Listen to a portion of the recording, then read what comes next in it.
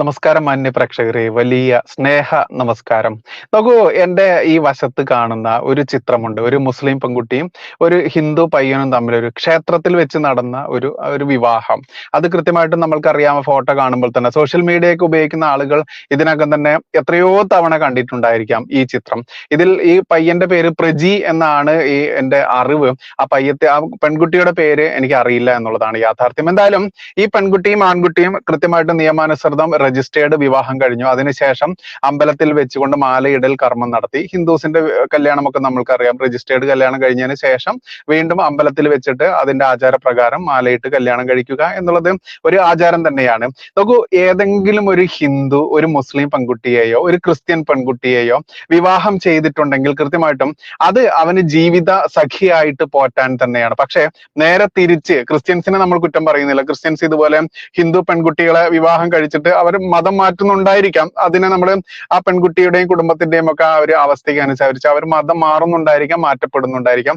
അത് നമുക്ക് മാറ്റിവെക്കാം. എന്നിരുന്നാലും ക്രിസ്ത്യൻസ് ഹിന്ദുവിനെ ആയാലും മുസ്ലിം പെൺകുട്ടിയായാലും കല്യാണം കഴിച്ചു കഴിഞ്ഞാലും അതും അവരുടെ ജീവിത സഖിയായി ജീവിക്കാൻ വേണ്ടി തന്നെയാണ്. എത്രയോ ആളുകൾ നമ്മുടെ സമൂഹത്തിൽ ജീവിച്ചു പോകുന്നുണ്ട്. പക്ഷെ ഒരു മുസ്ലിം ഒരു ഹിന്ദു പെൺകുട്ടിയെയോ മുസ്ലിം പെൺകുട്ടിയെയോ ഇതുപോലെ ഈ പ്രണയിച്ച് വിവാഹം കഴിച്ചു കഴിഞ്ഞാൽ എന്തായിരിക്കും അവസ്ഥ ഇന്ന് എന്നുള്ളത് കൃത്യമായിട്ട് നമ്മൾ കണ്ടുകൊണ്ടിരിക്കുന്ന ഈ സമൂഹത്തിൽ ഒരു മുസ്ലിം പെൺകുട്ടിയെ ഒരു ഹിന്ദു പയ്യൻ കല്യാണം കഴിച്ചിരിക്കുന്നു. നോക്കൂ, ഈ കുട്ടികളുടെ നാട്ടിലെ ഒരു ഭീകരൻ, ഒരു മുസ്ലിം തെമ്മാടി, മുസ്ലിം ഭീകര ജിഹാദി, അയാളുടെ ഒരു മദ്രസ പൊട്ടൻ, ഒരു കിതാബ് ഇവന്റെ മറ്റേ മമ്മൂഞ്ഞിന്റെ ആ പുസ്തകം തിന്ന് ജീവിക്കുന്ന ഒരു ജിഹാദി. ആ ജിഹാദി ഈ വിവാഹത്തിനെതിരെ രംഗത്ത് വന്ന ഒരു ഓഡിയോ ലീക്ക് ആയിട്ടുണ്ട്. അത് വളരെ കുറച്ചു പേർ മാത്രമേ കേട്ടിട്ടുള്ളൂ. അതുകൊണ്ട് ആ ഓഡിയോ ഇവിടെ കേൾപ്പിക്കേണ്ടതുണ്ട്. കാരണം RSSകാരെ തീർക്കണം എന്നുള്ള രീതിയിൽ ഹിന്ദുക്കളോട് എങ്ങനെ പെരുമാറണം എന്നുള്ളത് ഈ പൊത്തകക്കാരൻ, ഈ മമ്മൂഞ്ഞിന്റെ അനുയായിയായിട്ടുള്ള 6 വയസ്സുകാരിയായിട്ടുള്ള ഒരു പെണ്ണിനെ, ഒരു കുഞ്ഞിനെ ദാമ്പത്യത്തിലേക്ക് കൊണ്ടുവന്ന അവനെ ദൈവമായിട്ട് അംഗീകരിച്ച് പ്രാർത്ഥിച്ച് അവന്റെ സ്വർഗത്തിലേക്ക് പോകാൻ വേണ്ടി 72 ഹൂറികൾ, അതും വെറും ഹൂറികളാണോ, മാറിടം തടിച്ച നിതംബമൊക്കെയുള്ള അമ്മാരി ഹൂറികളെ കിട്ടാൻ വേണ്ടി ഇവിടെ ഹിന്ദുക്കളെയും ക്രിസ്ത്യാനികളെയൊക്കെ കൊല്ലുക, ഇവിടെ സമാധാനത്തോടെ ജീവിക്കുന്ന ഈ ലോകത്തെ ആകമാനം സമാധാനം നശിപ്പിക്കുക. അപ്പൊ ഞമ്മന്റെ മഹോനത് എന്ത് കൊടുക്കും? സ്വർഗം കൊടുക്കും, 72 ഹൂറികളെയും കൊടുക്കും. എന്നാലും സ്ത്രീകൾക്ക് ഇത് കിട്ടുമോ? ഇല്ല. സ്ത്രീകൾക്ക് 72 ഹൂറന്മാരെ കിട്ടുമോ? അത് ഞമ്മന്റെ പുസ്തകത്തിൽ പറഞ്ഞിട്ടുമില്ല. സ്ത്രീകളുടെ ആകെയുള്ള ഡ്യൂട്ടി എന്താണ്? പെറ്റുകൂട്ടുക, പാമ്പിൻകൂട് പോലെ, പാമ്പിൻ കുട്ടികളെ പോലെ പെറ്റുകൂട്ടുക, പെരുകുക. എന്നിട്ടോ ലോകത്ത് എവിടേക്ക് വലിഞ്ഞു കയറി ചെന്നോ ആ വലിഞ്ഞു കയറി ചെന്ന നാട്ടിലെ സമാധാനം എന്ന് പറയുന്ന ആ 4 അക്ഷരമുണ്ടല്ലോ, അത് നശിപ്പിക്കുക. ഇത് തന്നെയാണ് ഇവന്മാരുടെ ആ ഒരു പ്രഖ്യാപിത നയം. എന്നിട്ടോ ഞമ്മന്റെ പൊത്തകത്തിന് കീഴിലുള്ള നിയമത്തിന് കീഴിലുള്ള രാജ്യം കൊണ്ടുവരണം. ഇതാണ് ഇവരുടെ ആത്യന്തികമായിട്ടുള്ള ലക്ഷ്യം. എന്തായാലും ഈ കുട്ടികളുടെ, പ്രജിൻ എന്ന് പറയുന്ന ഈ പയ്യന്റെയും, അദ്ദേഹം നാളികേരമൊക്കെ ഹോൾസെയിലായിട്ട് എടുത്തുകൊണ്ട് എറണാകുളം പോലെയുള്ള ടൗണിലൊക്കെ റീറ്റെയിൽ ആയിട്ടും അല്ലാതെയും ഹോൾസെയിലായിട്ട് കൊണ്ടു കൊടുക്കുന്ന ജോലിയും അങ്ങനെയൊക്കെയാണ്. അദ്ദേഹത്തിന്റെ സഹോദരങ്ങളൊക്കെ ജോലി ചെയ്യുന്നുണ്ട്. ഇതൊക്കെ ഈ ഇസ്ലാമിക ഭീകരൻ, മദ്രസ പൊട്ടൻ, ഈ കിതാബ് വിഴുങ്ങി ജീവിക്കുന്ന ഒരു ഭീകര ജീവിയുണ്ടല്ലോ, വർഗീയവാദി, തിമിരം മൂത്ത, എല്ലാവരെയും ഈ മതവർഗീയ ഈ പൊത്തകത്തിന്റെ കണ്ണിലൂടെ കാണുന്ന ആ ഭീകര, ആ ഡേഷിന്റെ മോൻ. ഞാൻ ഈ സന്ധ്യാസമയമായതുകൊണ്ട് തെറി ഉപയോഗിക്കുന്നില്ല. അല്ലെങ്കിൽ അവനെ നമ്മൾ പട്ടാളത്തെ തെറി വിളിച്ച ഞമ്മന്റെ മാനാനിയോ, എന്താ പറയുക, നവാസ് മാനാനി ഉണ്ടല്ലോ, അവനെ വിളിച്ച ആ തെറിയുടെ 3 ഇരട്ടി വിളിക്കേണ്ടതാണ്. കാരണം ഇവന്റെ ഈ ഓഡിയോ കേട്ടാൽ പ്രേക്ഷകർ തന്നെ അത് വിളിക്കും. നമുക്ക് ഇവന്റെ ആ ലീക്ക് ആയിട്ടുള്ള ഓഡിയോ, അതായത് ഇവന്റെ മഹല്ല് കമ്മിറ്റിക്കാർക്കൊക്കെ, ആ നാട്ടുകാർക്ക് ഒന്നടങ്കം മുസ്ലിങ്ങൾക്ക് അയച്ചു കൊടുത്ത ഓഡിയോ ആണ്. ഇത് കേൾക്കേണ്ടത് തന്നെയാണ്. കേട്ട് നോക്കാം നമുക്കത്. വളരെയധികം വിഷമമുണ്ടാക്കുന്ന ഒരു സംഗതിയാണ് നമ്മുടെ നാട്ടിൽ നടക്കുന്നത്. നമ്മുടെ സമുദായത്തിൽപ്പെട്ട ഒരു സഹോദരി ഒരു RSSകാരനായ, നമ്മുടെ നാട്ടുകാരനായ ഒരു RSSകാരന്റെ കൂടെ ഒളിച്ചോടി പോയിരിക്കുകയാണ്. അവരുടെ വിവാഹം രജിസ്റ്റർ ചെയ്തിട്ട് 8 മാസത്തോളമായി എന്നാണ് അറിയാൻ കഴിഞ്ഞത്. എന്തായാലും നമ്മുടെ കുടുംബത്തെ വളരെയധികം ശ്രദ്ധിക്കേണ്ട ഒരു കാലഘട്ടത്തിലൂടെയാണ് നമ്മൾ മുന്നോട്ട് പോയിക്കൊണ്ടിരിക്കുന്നത് എന്ന് നാം മനസ്സിലാക്കേണ്ടതുണ്ട്. പിന്നല്ലാണ്ട് സത്യത്തില് നമ്മളൊക്കെ ഒന്ന് ചിന്തിച്ചു നോക്കിയേ, ഇതിന്റെ ഒക്കെ കുറെയൊക്കെ ഉത്തരവാദികള് നമ്മളോ അല്ലെങ്കിൽ നമ്മളോട് ബന്ധപ്പെട്ട ആളുകൾ തന്നെയല്ലേ? ഇപ്പൊ ഈ പ്രജിയുടെ വിഷയം തന്നെ എടുത്തു നോക്കിയോ, പ്രജി എന്നാണ് ഈ പയ്യന്റെ പേര്. ഈ പ്രജിയെ കൊണ്ട് നടക്കുന്ന ആളുകളൊക്കെ ആരാണ്? ശരിക്ക് നമ്മുടെ ആളുകളാണ് എന്നുള്ളതാണ് സത്യം.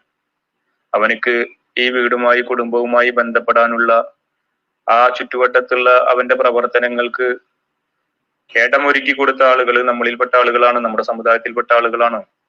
അവനവിടെ പോത്തിന്റെ ബിസിനസ്, അതേപോലെ തന്നെ വാഴകൃഷി, അതേപോലെ തന്നെ പച്ചക്കറി കൃഷി ഉൾപ്പെടെയുള്ള കാര്യങ്ങൾക്ക് ഇടം നൽകിയത്, സ്ഥലങ്ങൾ അനുവദിച്ച് നൽകിയത് നമ്മുടെ സമുദായത്തിൽപ്പെട്ട ആളുകളാണ്. അത്തരത്തിലുള്ള നോക്കൂ, ഇദ്ദേഹത്തിന്റെ ഈ പ്രജി എന്ന് പറയുന്ന ഈ ആൺകുട്ടിയുടെ ബിസിനസിനെ കുറിച്ചാണ് ഈ പറയുന്നത്. അതായത് അദ്ദേഹം ബിസിനസ് ചെയ്യുന്നത് അദ്ദേഹത്തിന്റെ കഴിവ് കൊണ്ടാണ്.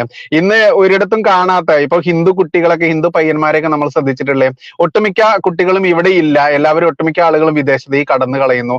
ഇവിടെ ജോലി ചെയ്യാൻ ഇവർക്ക് പറ്റുന്നില്ല, ജോലി കിട്ടുന്നില്ല എന്ന അവസ്ഥയ്ക്ക്. അവിടെയാണ് ഈ പ്രജിൻ എന്ന് പറയുന്ന കുട്ടി സ്വന്തം കാലിൽ നിന്നുകൊണ്ട് പോത്ത് കച്ചവടമായാലും വേണ്ടില്ല, ഇനി തേങ്ങയെടുപ്പായാലും വേണ്ടില്ല, പച്ചക്കറി കച്ചവടമായാലും വേണ്ടില്ല, ഇതിനൊക്കെ ഇടം കൊടുത്തത് ആരാ എന്ന ഈ ജിഹാദി പറയുന്നത്. നോക്കൂ, ഇത് ഹിന്ദു ഒന്ന് ചിന്തിച്ചിട്ടുണ്ടായിരുന്നെങ്കിൽ എന്താവുമായിരുന്നു അവസ്ഥ? പണ്ട് കൊടുങ്ങല്ലൂരിലാണ് ഇവന്മാരുടെ പിതാമഹനായിട്ടുള്ള ഒരു അറബി മൊല്ലാക്ക വന്നിറങ്ങിയതെന്ന് നമ്മൾക്കറിയാം.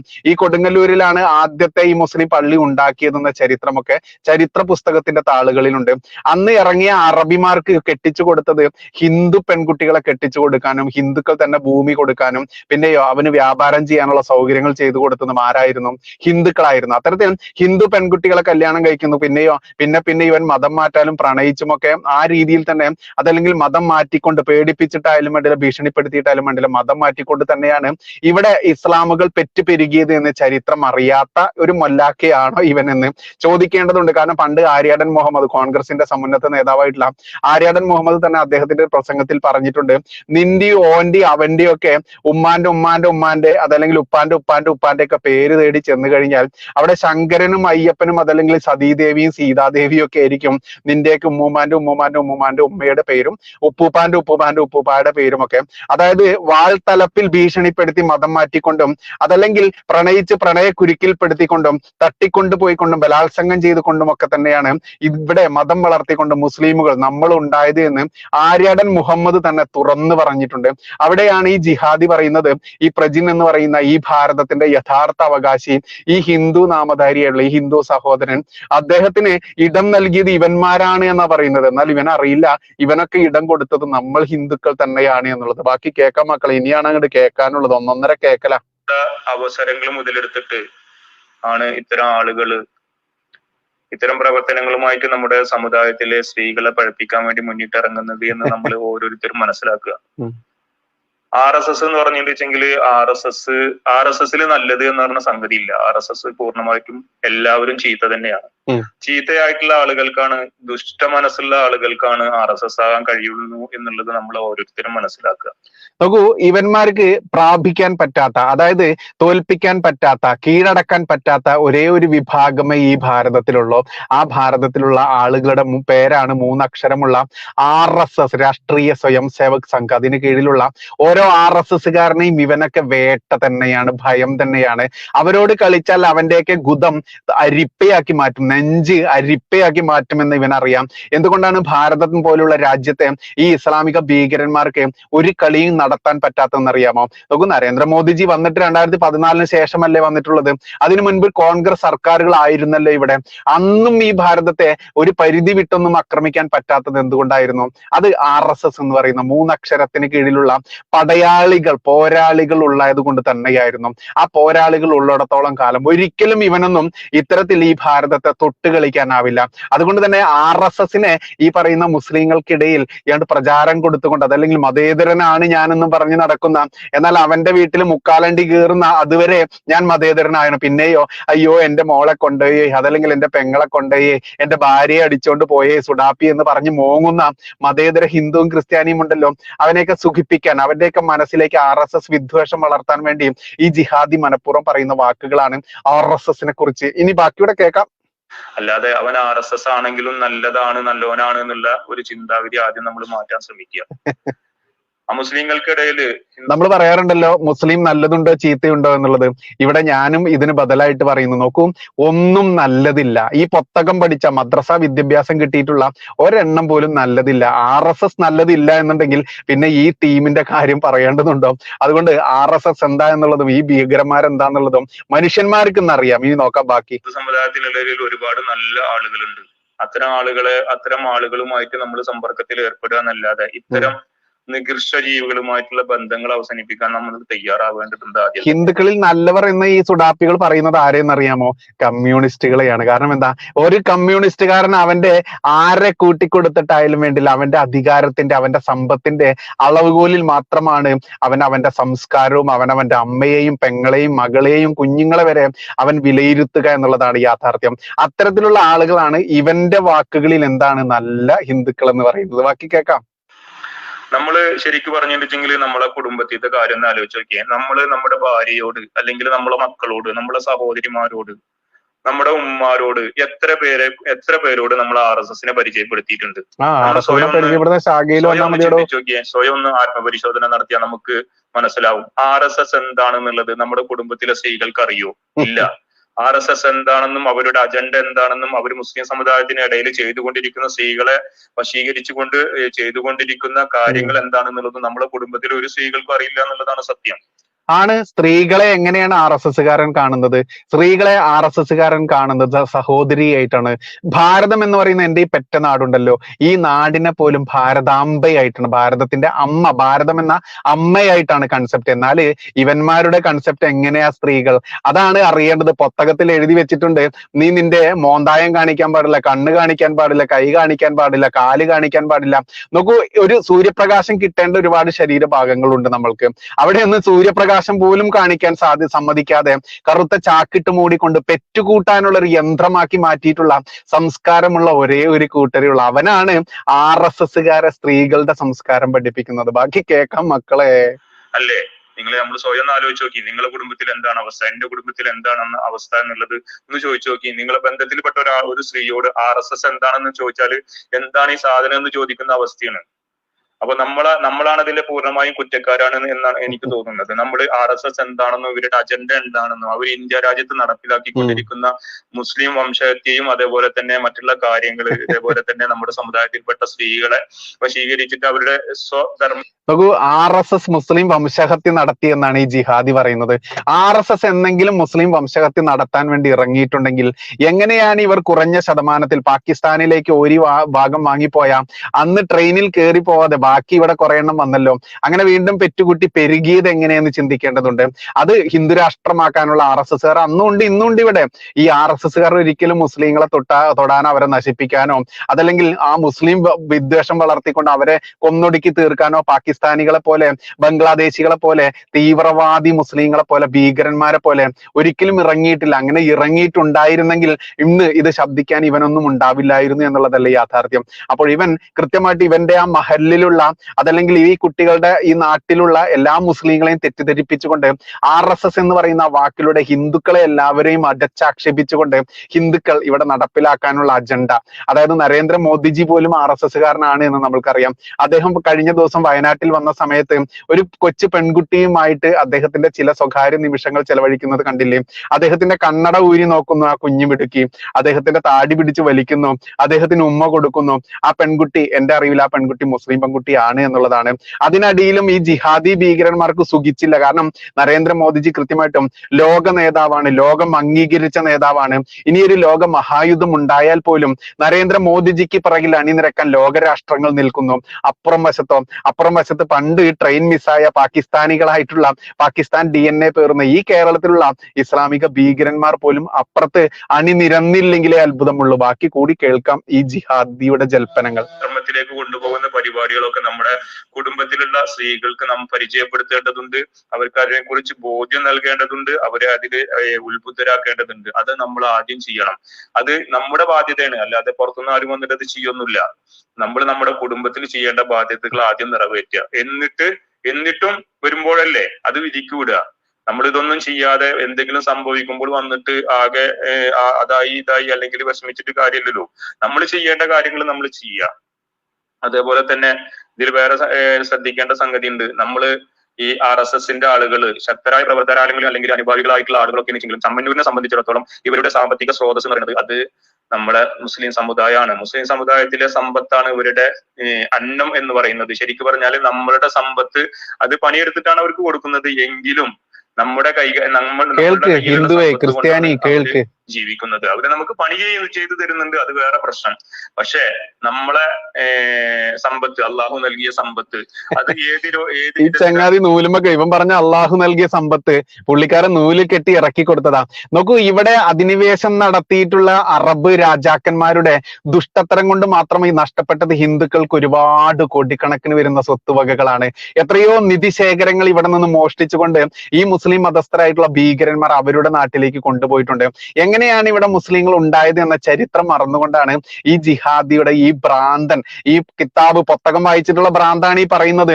ഇവൻ അറിയില്ല ഇവന്റെ ഉപ്പുപ്പാന്റെ പേര് നോക്കി ചെന്ന് കഴിഞ്ഞാൽ അത് അയ്യപ്പനും ശങ്കരനും ആയിരിക്കും എന്നുള്ളത്. ഇവന്റെ ഉമ്മാന്റെ പേര് നോക്കി ചെന്ന് കഴിഞ്ഞാൽ അത് ലക്ഷ്മി ആയിരിക്കാം, സതീദേവി ആയിരിക്കാം. അത് ഇവൻ അറിയില്ല. ആ അറിയാത്തത് കൊണ്ടല്ല, അറിയില്ല എന്ന് നടിക്കുകയാണ്, ആൾക്കാരെ പറ്റിക്കുക. ഇനി പറയുന്നുണ്ടോ, ഇവൻ അടുത്ത് പറയുന്നതൊക്കെയാണ് വളരെ രസം. അതായത് ഈ കുട്ടിയുടെ കുടുംബത്തെ, അതായത് ഈ ചെറുക്കനുണ്ടല്ലോ പ്രജി എന്ന് പറയുന്ന ഈ പയ്യന്റെ കുടുംബത്തെ എങ്ങനെയാ നശിപ്പിക്കേണ്ടത് എന്നതാണ് ഇനി പറയുന്നത്. ബാക്കി കേൾക്കാം മക്കളെ. വിനിയോഗിക്കേണ്ടത് എന്നുള്ളത് അത് വിനിയോഗിക്കാനുള്ള അവകാശം നമുക്കാണ്. അത് ഏത് രീതിയിൽ വിനിയോഗിക്കണം, ആരെ കൈകളിലേക്ക് എത്തിപ്പെടണമെന്ന് ചിന്തിക്കാനും അതിനനുസരിച്ച് പ്രവർത്തിക്കാനുള്ള സ്വാതന്ത്ര്യവും അവകാശവും നമുക്കുണ്ട്. അപ്പോ അള്ളാഹു നൽകിയ സമ്പത്ത്, നമ്മൾ ദീൻ എന്ന് പറയുന്നത് നമ്മളെ സംബന്ധിച്ചിടത്തോളം നമ്മളെ അന്തസ്സ് തന്നെയാണ്. അതിന്റെ ഇസ്സത്ത് എന്ന് പറഞ്ഞാൽ നമ്മളുടെ ഓരോരുത്തരുടെയും ബാധ്യതയാണ്.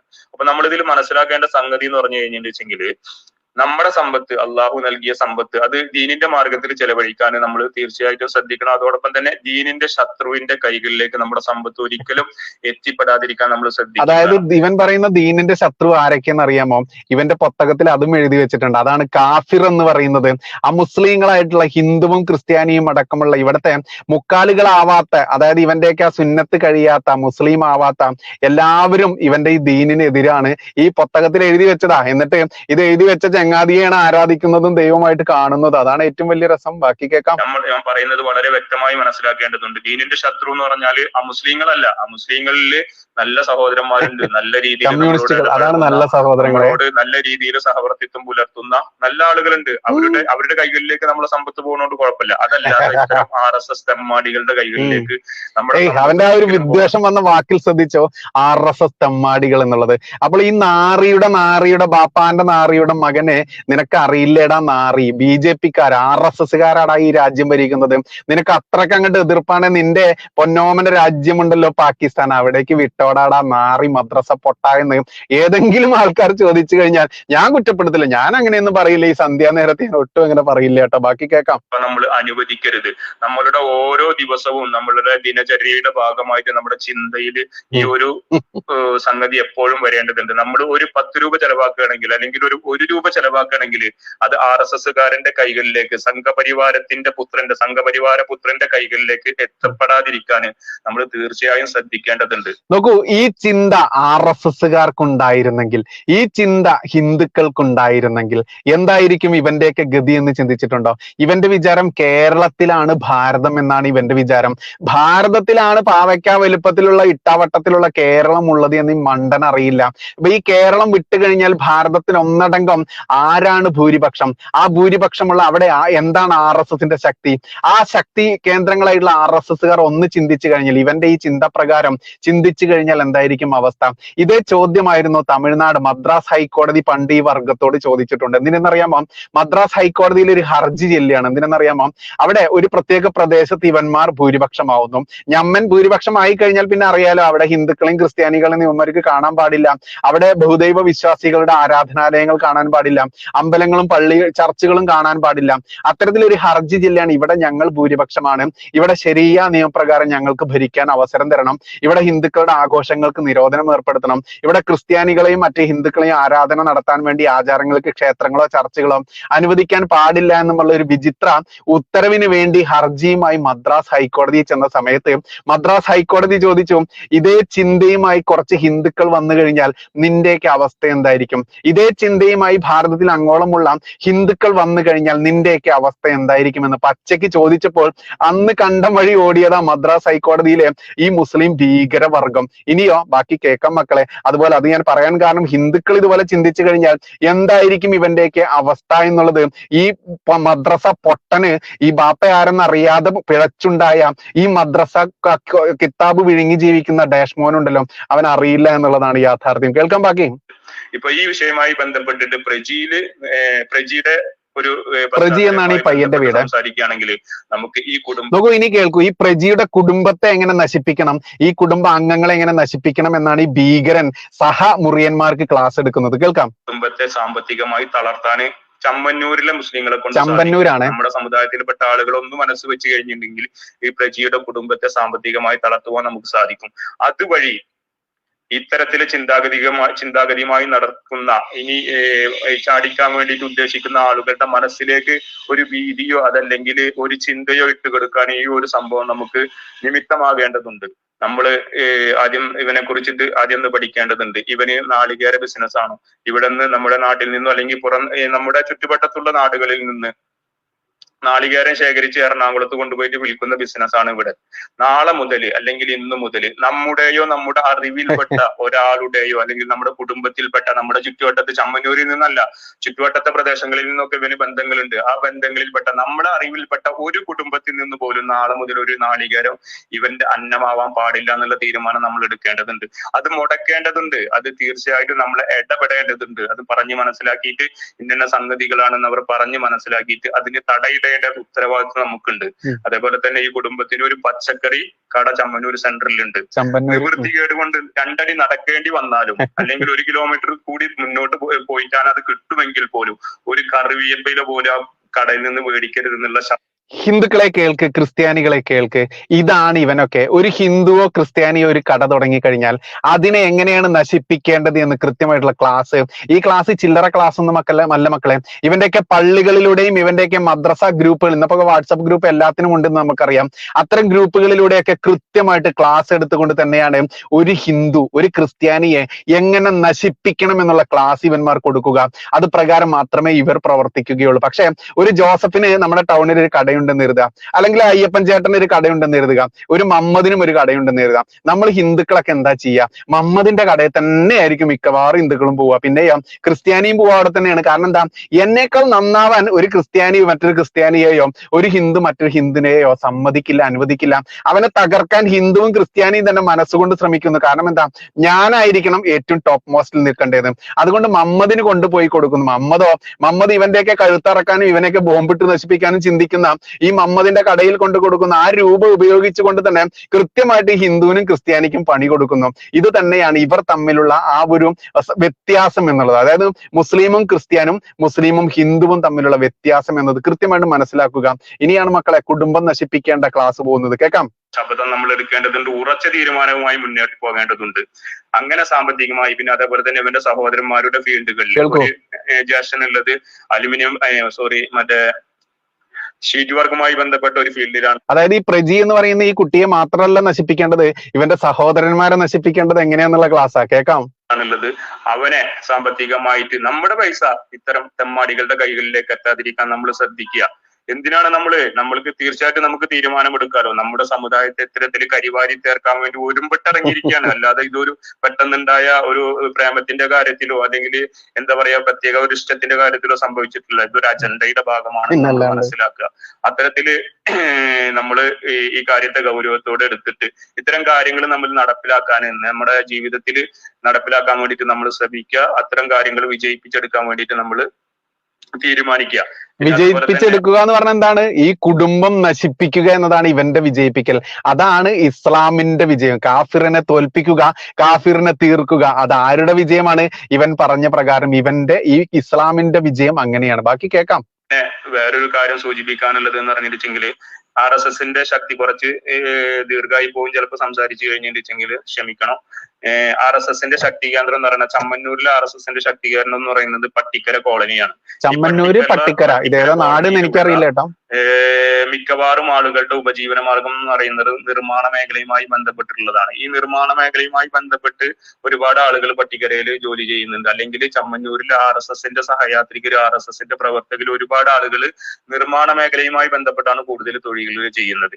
നമ്മുടെ വീട്ടിൽ നടക്കുന്ന നിർമ്മാണ പ്രവർത്തികൾക്ക് ഒരു 2 കട്ടയുടെ പണിയാണെങ്കിൽ പോലും അത് ഒരു RSSകാരനെ കൊണ്ട് വിളിച്ച് ചെയ്യിക്കാതിരിക്കുക. അല്ലെങ്കിൽ RSSകാരൻ പണിയെടുക്കുന്ന കോൺട്രാക്ടർക്ക് ആ പണി കൊടുക്കാതിരിക്കുക. അല്ലെങ്കിൽ RSSകാരനെ അല്ലെങ്കിൽ RSSന്റെ സശക്തനായ പ്രവർത്തനം അല്ലെങ്കിൽ പോലും അനുഭാവിയാണെങ്കിലും അത് വിഷമാണെന്ന് മനസ്സിലാക്കുക. അത്തരം അനുഭാവികൾക്ക് പോലും ഒരു ചെറിയ പണി പോലും നമ്മൾ കൊടുക്കാതിരിക്കാനുള്ള തീരുമാനം നമ്മൾ എടുക്കണം. അങ്ങനെ ചമ്മന്നൂരിലെ RSSനെ സാമ്പത്തികമായി തളർത്താൻ നമുക്ക് കഴിയണം. ഇങ്ങനെ RSS സാമ്പത്തികമായി നോക്കൂ, ചമ്മന്നൂർ എന്ന് പറയുന്ന സ്ഥലം എനിക്കറിയില്ല അത് എവിടെയാണ് ഉള്ളത്. ആ ചമ്മന്നൂരിലെ ഈ ഓഡിയോ പുറത്ത് വിട്ടിട്ടുള്ള, ഈ ഓഡിയോ ലീക്ക് ആയിട്ടുള്ള ഈ ഇസ്ലാമിക ഭീകരന്റെ ഡീറ്റെയിൽസ് അറിയുകയാണെങ്കിൽ ആരെങ്കിലും നമ്മുടെ ചാനൽ നമ്പർ താഴെ കൊടുത്തിട്ടുണ്ട്. 9961471470 എന്നൊരു വാട്സപ്പ് നമ്പർ ഉണ്ട്. അതിലേക്ക് ഡീറ്റെയിൽസ് തരണേ. കാരണം എന്താ വെച്ചാൽ ഇവന്റെ ചിത്രസഹിതം, ഈ പറഞ്ഞ ഓഡിയോ പ്രകാരം ഈ ചിത്രസഹിതം ഇവനാണ് ആ ജിഹാദി, RSSകാരെ തീർക്കേണ്ട, ഹിന്ദുവിനെ തീർക്കേണ്ട, കാഫിറുകളെ എങ്ങനെയാണ് തീർക്കേണ്ടതെന്ന് ക്ലാസ് എടുത്ത ഭീകരവാദി, മദ്രസ പൊട്ടൻ, ആ പൊത്തകത്തിൽ കിടന്നുറങ്ങുന്ന ജന്തു പറഞ്ഞ വാക്കുകൾ എന്ന് പറഞ്ഞുകൊണ്ട് തന്നെ ഇതിന്റെ ഫോളോ അപ്പ് വീഡിയോ നമുക്ക് പബ്ലിഷ് ചെയ്യേണ്ടതുണ്ട്. അതുകൊണ്ട് ഇവനെ അറിയുന്ന ആളുകൾ ഉണ്ടായിരിക്കുമല്ലോ, എല്ലാ നാട്ടിലും എല്ലാ വിഭാഗമുള്ള ആളുകളും ഉണ്ടല്ലോ. അപ്പോൾ ഈ വർഗീയവാദി ആരാണ്, ഈ ചമ്പന്നൂർ എന്ന് പറയുന്ന ആ സ്ഥലത്തുള്ള ആളുകൾക്ക് അറിയാൻ പറ്റും. അത്തരത്തിലുള്ള ആളുകൾ ഇത് തിരിച്ചു തരിക, ഇതിന്റെ ഡീറ്റെയിൽസ്. അതിനുവേണ്ടി നമ്പർ നമ്മൾ താഴെ കൊടുക്കുന്നുണ്ട്.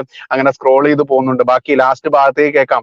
കഴിഞ്ഞാല് പട്ടിണി കിടന്നു കഴിഞ്ഞാൽ ഇവർക്ക് വിവരം മനസ്സിലാവും, അവർ ചിന്തിക്കാൻ തുടങ്ങും. ഇത്തരത്തിൽ മുന്നോട്ട് കഴിഞ്ഞിട്ടുണ്ടെങ്കിൽ ഇതുകൊണ്ടൊരു ഗുണമില്ല എന്നുള്ള അവർക്ക് മനസ്സിലായി കഴിഞ്ഞാല് ചിലപ്പോൾ ഒരു പക്ഷേ അവർ നന്നാവാൻ സാധ്യതയുണ്ട്. അതിനുള്ള ഒരു ശ്രമം, പിന്നെ അതേപോലെ തന്നെ ശക്തമായ ഒരു തീരുമാനം, നമ്മുടെ ദൃഢപ്രതിജ്ഞ എന്നുള്ള നിലക്ക് വേണ്ടത്, നമ്മുടെ ദീനിന്റെ ശത്രുവിന്റെ കൈകളിലേക്കാണ് നമ്മളെ സമ്പത്ത് പോകുന്നത്. തീർച്ചയായിട്ടും നമ്മുടെ സമ്പത്ത് കൊണ്ട് അവർ പണിയെടുത്തിട്ടാണ് നമുക്ക് ചെയ്തു തരുന്നത്, അവർ വാങ്ങിക്കുന്നതെങ്കിലും നമ്മുടെ സമ്പത്ത് കൊണ്ട് നമ്മളുടെ ഒരു നിസ്സംഗത കൊണ്ട് ഈ സമ്പത്ത് പോകുന്നത് അവരുടെ കൈകളിലേക്കാണ്. ആ സമ്പത്ത് കൊണ്ട് അവർ ദീനിനെതിരെയാണ് പ്രവർത്തിക്കുന്നത് നമ്മൾ മനസ്സിലാക്കുക.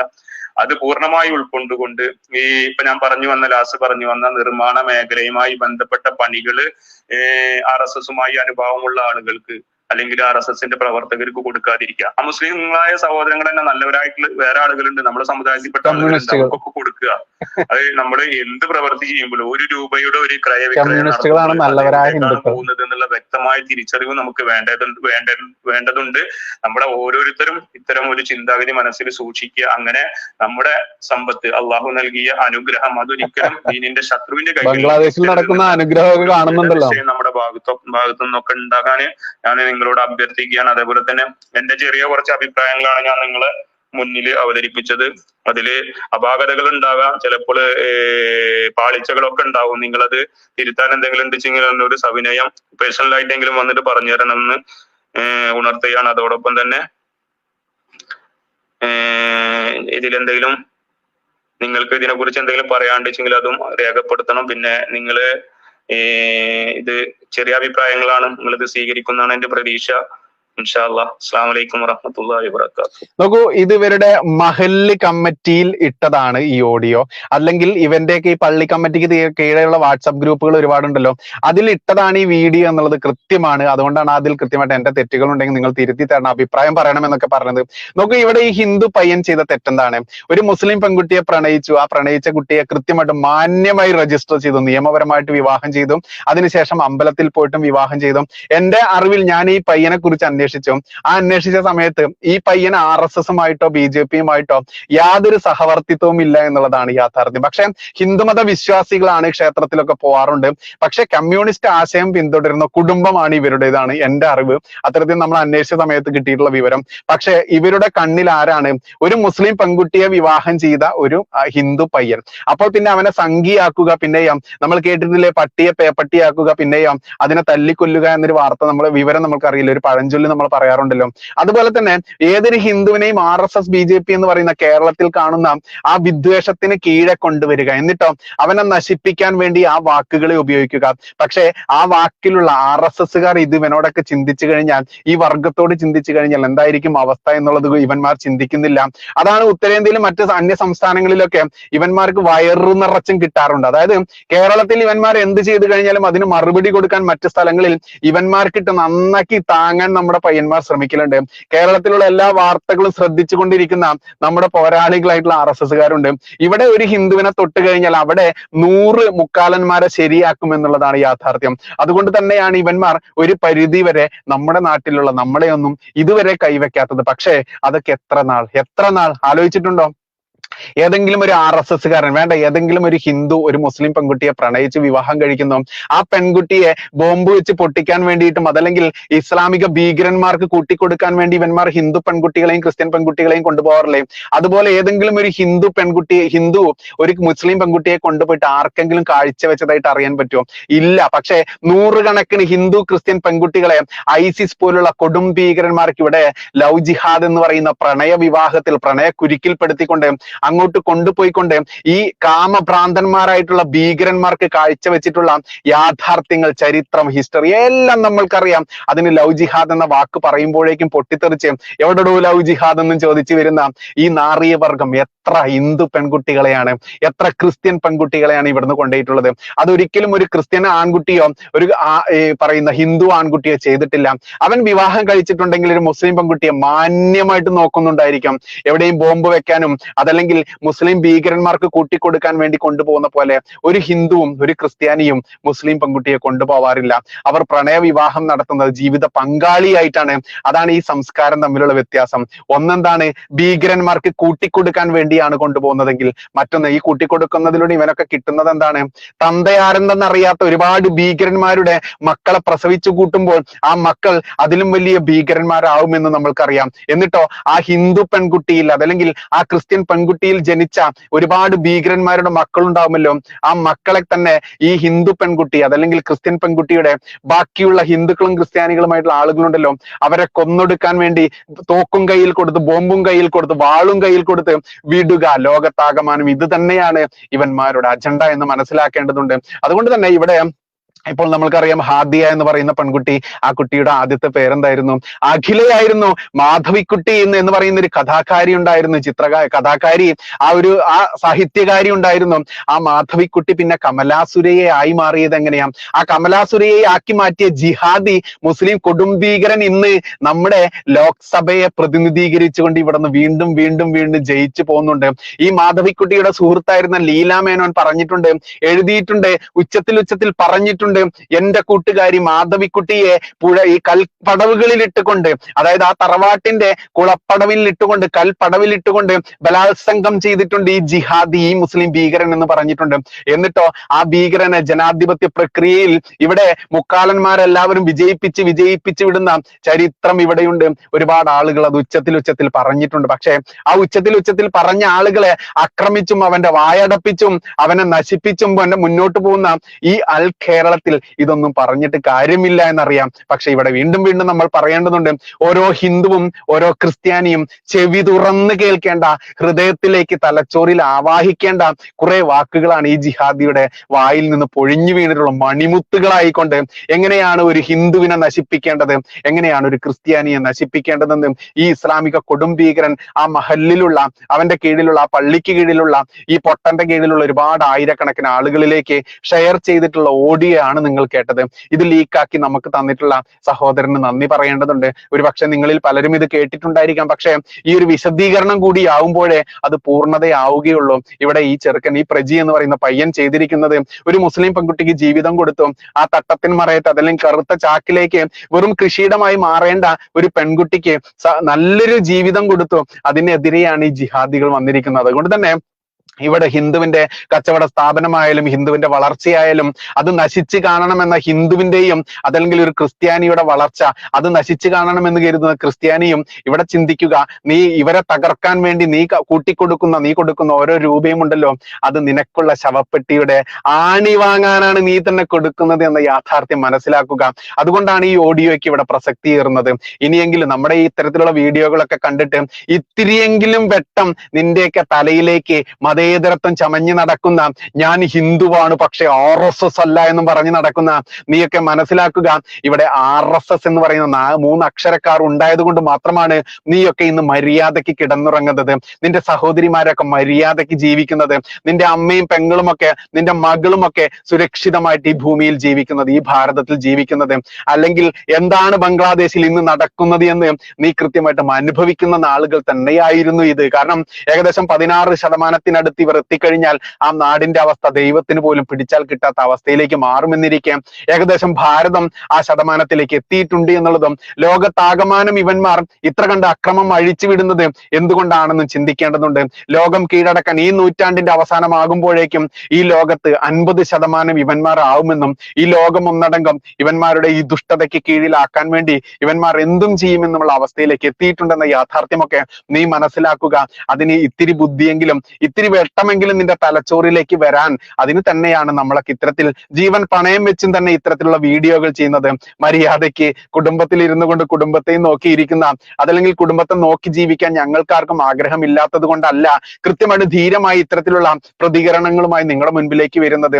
ആരെങ്കിലും ഒക്കെ ഇത് പറയേണ്ടതുണ്ട്. കാരണം അല്ലെങ്കിൽ ഇവന്മാരുടെ ഈ യാത്രയുണ്ടല്ലോ, ഈ ഭീകരത വിതയ്ക്കാനുള്ള ഈ യാത്രയുണ്ടല്ലോ, അത് വളരെ സുഖമായിട്ട് മുന്നോട്ട് പോകും. ആ സുഖത്തിന്റെ ഏക വിഘാതമേ ഉള്ളൂ.